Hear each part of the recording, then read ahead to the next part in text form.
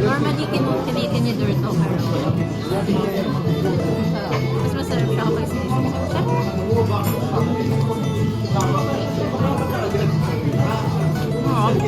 Hindi malasa. I could go for more. Very, mas matamis pa.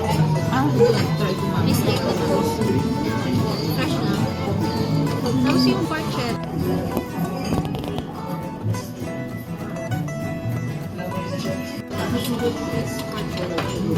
Paterno sa kanya is like apples. Apple yan? Yes. Akala ko patatas. It's not fried.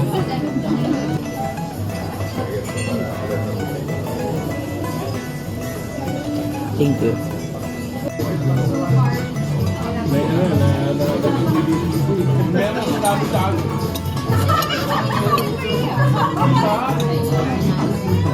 We had a hard time selling an Italian concept na breakfast.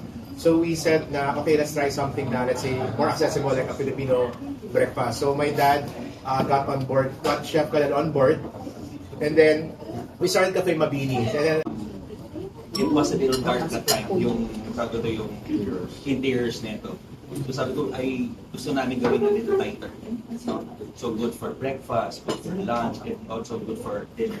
Even yung likod na area, it's very spacious. It's very spacious. The food of Francesco Cafe Mabini is the best in town. No, it's just equally good. No, but I think now we are doing some things differently here. Elevated as compared to Yes, our elevated. first menu. With our menu, when I started that 3 years ago with Cafe Mabini's R&D, when we opened, all the breakfast Filipino, and then eventually, we were asked to also operate Francesco's, also with Chef Kalel. And then, that's the time na nirevamp na namin yung menu. No? But still, maintaining the soul of the food. Kung ano yung nag-start with Francesco's. And then right now, we're open for buffets na, caterings also. But of course, we have in the pipeline, dream namin na mag-catering outside. No? And then to expand Cafe Mabini. And then expand Cafe Mabini also in some other name. upgraded, we renovated, and we're ready. We're ready to host events, and then we also tweaked and upgraded the menu. So